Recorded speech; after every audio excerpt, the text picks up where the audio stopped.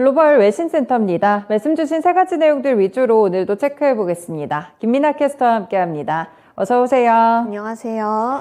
네, 오늘 첫 번째 소식은 아무래도 최근 에너지 가격에 대한 체크를 좀 덜 했더니 또 러시아 쪽에서 어떤 악재나 이런 공급에 대한 불안이 좀 쏟아져 나온 것 같거든요. 네. 어떤 보도였을까요?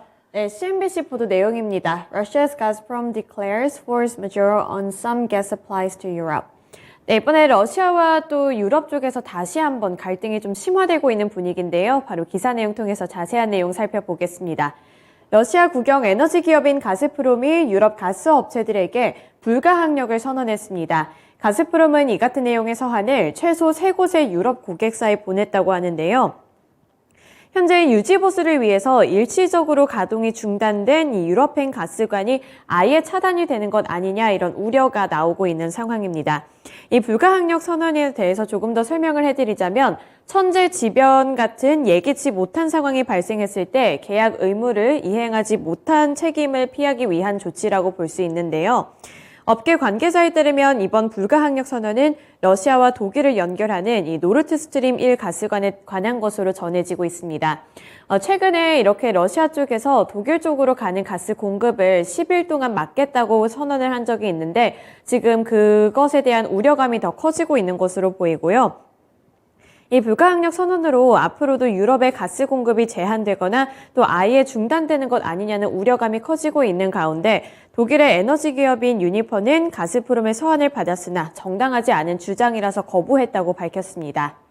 네, 이렇게 되면은 좀 유럽 측에서는 상당히 불안한 시각이 좀 있을 것 같은데 아예 중단이 돼버리면 정말 큰일 나니까요. 에너지 가격도 폭등할 수 있고 추가적으로 조치를 취하고 있는 게 있나요? 네, 그렇습니다. 바로 기사 내용 통해서 살펴볼 텐데요. 이 유럽연합 집행위원회는 현지 시간 18일 아제르바이잔과 천연가스 수입량을 기존의 2배로 늘리는 공급 계약을 체결했습니다. 이렇게 유럽에서는 대체 공급망을 찾기 위한 움직임이 조금씩 더 빨라지고 있는 상황인데요. 유럽연합 집행위원회는 현지 시간 18일 이번에 이 아제르바이잔과 공급 계약을 더 늘리겠다고 나섰습니다. 아무래도 러시아에서 공급받고 있는 이런 가스 공급량의 타격을 받자 좀 다른 쪽으로 파이프라인을 뻗추고 있는 모습인데요. 이 러시아의 에너지 무기화가 계속되는 가운데 수입원을 다각화하는 것이 우선 과제라고 EU 측은 밝혔습니다. 또 가스 확보 외교도 본격화하고 있는 모습인데요. 이 마리오 드라기 이탈리아 총리는 아프리카의 최대 천연가스 수출국인 알제리를 석 달 만에 다시 방문해서 이런 추가 조치를 취하는 모습도 포착됐습니다. 네, 그렇군요. 어떻게든 이 가스 공급을 안정적으로 하기 위해서 다양한 루트를 좀 찾는 모습으로 현재 관측이 되고 있습니다. 다음 소식 넘어가 볼게요. 사실 오늘 뉴욕 증시가 장중에 분위기가 나쁘지 않았는데 꺾이게 된 이유가 애플이었거든요. 많은 보도에서 그렇게 지적을 하고 있는데 애플과 관련된 어떤 악재가 나온 건가요? 이번에 CNBC 보도부터 살펴보겠습니다. Smartphone shipments fell 9% in Q2, but Apple iPhone remains in high demand despite inflation pressures. 네, 이번에 애플 쪽에서 일은 잘했는데 또 악재 소식까지 함께 나타났습니다. 먼저 잘했던 일부터 살펴볼 텐데요.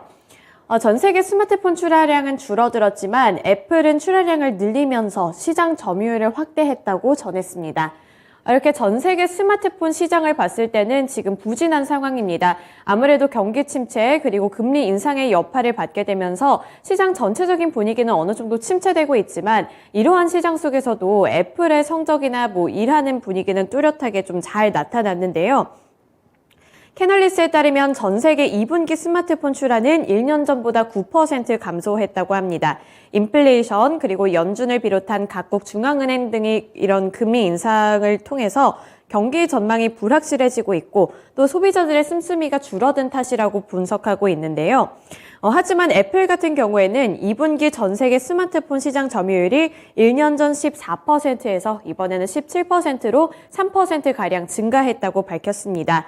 이렇게 아이폰 13의 수요가 탄탄한 것이 원인이 되어서 애플은 이런 경기 시장과는 좀 다른 방향성을 타고 있는데 여기서 3% 늘린 점은 긍정적으로 분석하고 있습니다.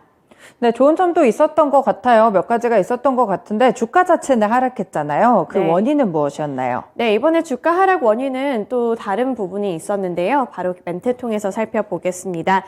네. 한편 애플은 이 향후 실적 둔화를 예상해서 지금 허리띠를 졸라매고 있다 이런 분석이 나오고 있는데요. 지금 뭐 다른 기술 업체들처럼 신규 고용을 줄이고 있고 또 비용 지출도 감축하기로 했다는 보도가 나오면서 애플의 주가가 하락했습니다.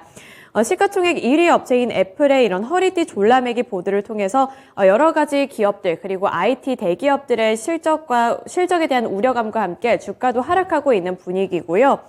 이렇게 애플 쪽에서 좀 이런 조치를 취하게 되면서 투자 심리가 악화된 것으로 분석이 되고 있습니다. 시장 전체적으로 봤을 때는 애플의 성적이 나쁘지는 않았지만 지금 내부적으로 좀 긴축하고 있는 분위기가 또 같이 포착이 되었기 때문에 애플의 주가가 하락했습니다. 네, 긴축 분위기와 더불어서 경기 침체, 여기 연결 키워드가 생기다 보니까 아무래도 주가 자체는 하락, 그리고 지수 자체도 좀 끌어내리게 되는 그런 요인이 됐던 것 같습니다.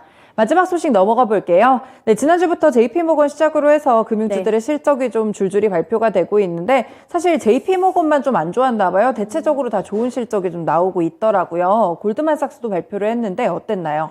네, 골드만삭스 보도 보겠습니다. CNBC 내용이고요. Goldman Sachs crushes analysts' expectations on strong bond trading results. Shares rise 2.5%. 네, 이번에 골드만삭스의 실적이 나쁘지 않게 나왔습니다. 자세한 수치도 살펴보겠습니다. 골드만삭스가 시장 전망을 웃도는 2분기 실적을 발표했습니다. 매출은 118억 6천만 달러로 1년 전보다 23% 줄어든 수치지만 전망치보다 10억 달러가 더 많은 수치였습니다. 주당 순이익은 7.73달러로 시장이 예상했던 6.58달러를 크게 뛰어넘는 수치였는데요. 이 기대치를 웃도는 성과는 채권 부문의 매출이 폭증한 결과라고 볼 수 있습니다.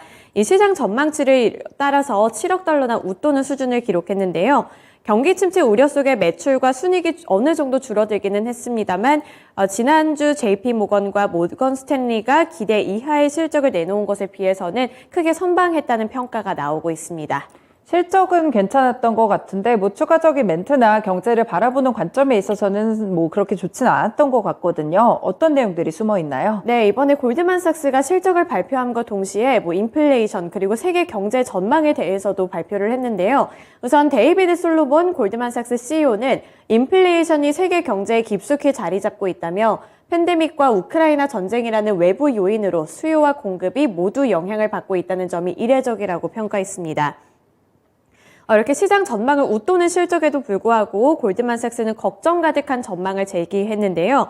인플레이션이 이렇게 경제에 깊숙이 자리를 잡고 있기 때문에 이 부분도 문제가 될 것이고 또 팬데믹과 전쟁이 함께 겹쳤다는 것도 이례적이라고 평가하고 있습니다.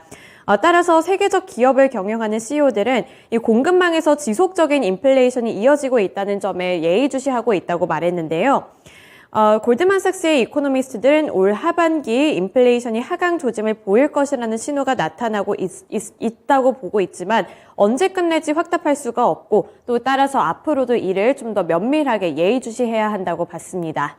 네, 인플레이션에 대한 시각이 아직까지는 좀 불안하게 잡히고 있다는 점이 좀 특징이 되겠네요. 이렇게 세 가지 소식들 김민아 캐스터와 함께 체크해봤습니다. 고맙습니다. 지금까지 글로벌 외신센터였습니다.